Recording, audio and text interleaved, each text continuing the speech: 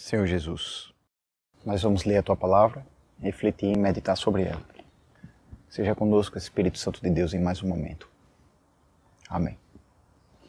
Meu irmão e minha irmã, vamos abrir a nossa Bíblia lá no Evangelho de João, capítulo 6, a partir do versículo 22.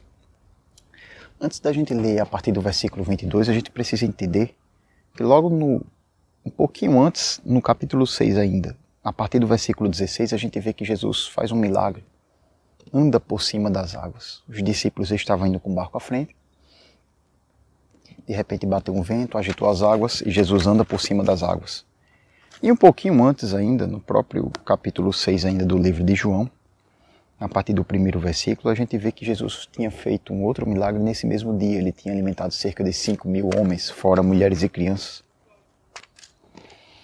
Muitas pessoas foram alimentadas. Jesus tinha feito aquele primeiro milagre da multiplicação dos pães e dos peixes. As pessoas felizes queriam fazer Jesus rei à força, voltando à sequência natural da história. Jesus saiu dali, foi para um lugar deserto. Mais tarde, ele pediu ao anoitecer para que os discípulos adiantassem. Quando foi na quarta vigília da noite, ou seja, entre 3 e 6 da madrugada, entre 3 da madrugada e 6 da manhã, Jesus aparece andando por cima das águas. Jesus aparece aos discípulos, acalma a tempestade e eles chegam do outro lado. E nesse contexto histórico, a gente entra agora onde a gente quer entrar. João 6, capítulo 6, a partir do 22, diz bem assim. Eu vou ler aqui na Bíblia, na versão NVI, a versão que eu estou agora. No dia seguinte, a multidão que tinha ficado do outro lado do mar percebeu que apenas um barco estivera ali e que Jesus não havia entrado nele com os seus discípulos, mas que eles tinham partido sozinhos. Então, alguns barcos de Tiberíades aproximaram-se do lugar onde o povo tinha comido o pão após o Senhor ter dado graças. 24. Quando a multidão percebeu que nem Jesus nem os discípulos estavam ali, entrou nos barcos e foi para Cafarnaum em busca de Jesus. No versículo 25 diz, quando o encontraram Jesus no caso, do outro lado do mar, perguntaram-lhe, mestre, quando chegaste aqui? E a partir daqui, do 22 ao 25, a gente percebe uma história interessante, né? Jesus tinha feito um milagre, alimentou muita gente, Jesus o mestre para fazer isso. E as pessoas ficaram tão felizes com aquela situação que as pessoas também saíram do local de onde elas estavam, da cidade de onde elas estavam, atravessaram o mar e foram atrás de Jesus e disseram, mestre, onde é que o Senhor estava? Né? Nós estávamos te procurando, aqui no 25 diz. Quando foi que o Senhor chegou aqui, né? E aí a gente pensa que lindo, né? Que bonito as pessoas conquistadas por Jesus através das ações de Jesus. Mas quando a gente vai imaginar a resposta de Jesus, talvez eu imagine Jesus dizendo bem assim, ó meu povo, meu amado, venham até mim, eu realmente estava aqui, vocês me amam, vocês vieram até mim. Mas se a gente seguir a sequência no versículo, o que é que Jesus falou? Versículo 26, Jesus respondeu, a verdade é que vocês estão me procurando, não porque viram sinais miraculosos, mas porque comeram os pães e ficaram satisfeitos.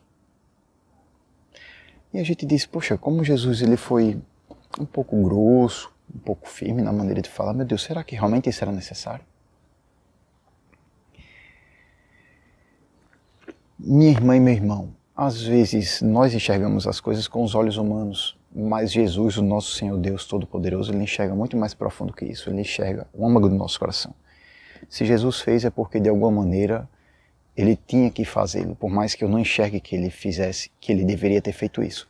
E quando a gente começa a seguir sequência, lá no versículo 28, então lhe perguntaram, o que precisamos fazer para realizar as obras que Deus quer?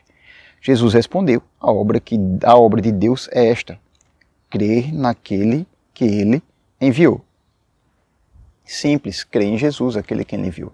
E no versículo 30, então lhe perguntaram, o próprio povo que tinha ido atrás de Jesus, que sinal miraculoso mostrarás para que o vejamos e creiamos em ti? Que farás? Os nossos antepassados comeram o maná do deserto, como está escrito, este lhes deu a comer pão dos céus. E Jesus declarou, não foi Moisés quem lhe deu o pão do céu, mas é meu Pai quem lhes dá o verdadeiro pão do céu. E no versículo 33, pois o pão de Deus é aquele que desceu do céu e dá vida ao mundo. E aí a gente começa a perceber que as pessoas começaram a duvidar de Jesus. Qual o sinal que o Senhor, mestre, dá para a gente para dizer isso aí? Nossos antepassados tinham Moisés, que o maná caiu do céu. E Jesus disse, o verdadeiro pão é aquele que desceu do céu, meu Pai mandou. E no versículo 35, então Jesus declarou, eu sou o pão da vida. E mais à frente a gente vê que essas pessoas mais uma vez começaram a criticar Jesus, porque ele disse, eu sou o pão que desceu do céu. Talvez a gente pense o seguinte, aquelas pessoas foram atrás de Jesus por um ato muito bonito, mas não foram. Pelo que a gente vê do contexto histórico, pelas palavras do nosso Senhor Jesus, as pessoas foram atrás de Jesus, mas pelo pão. Talvez eu não tivesse percebido isso na primeira leitura. Mas o Senhor Jesus, que sonda os corações humanos, percebeu. Ele disse, não venha atrás de mim por causa do pão que perece, que come. Eu tenho muito mais a oferecer, eu sou o pão vivo que desceu do céu. Talvez minha irmã e meu irmão, eu também tenha ido atrás de Jesus apenas pelo pão, porque o Senhor Jesus providencia o pão de cada dia. Ou eu vou atrás de Jesus com medo de eu perder o pão de cada dia.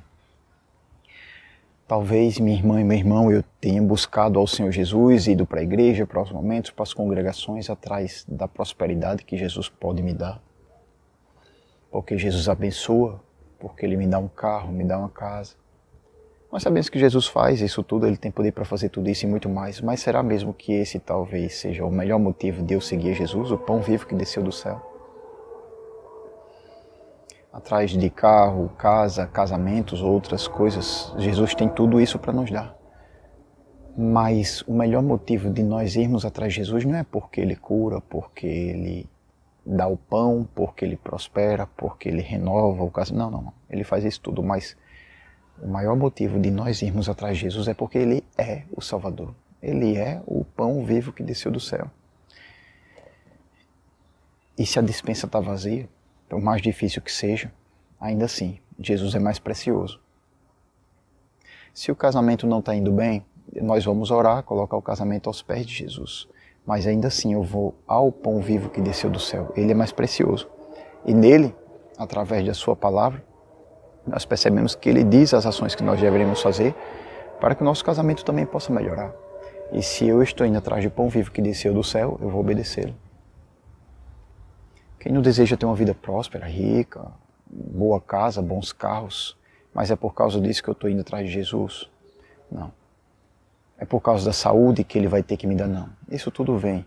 Pode vir para mim, sim. Mas é por causa de Jesus Cristo que eu sigo, que nós o seguimos.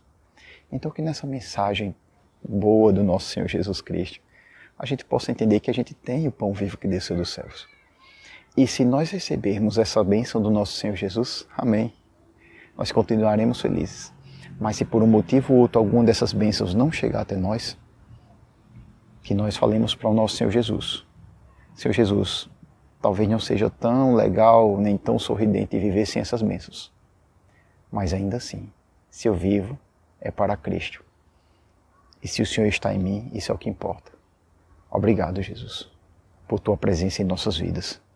O Senhor é o melhor do Senhor Deus para nós.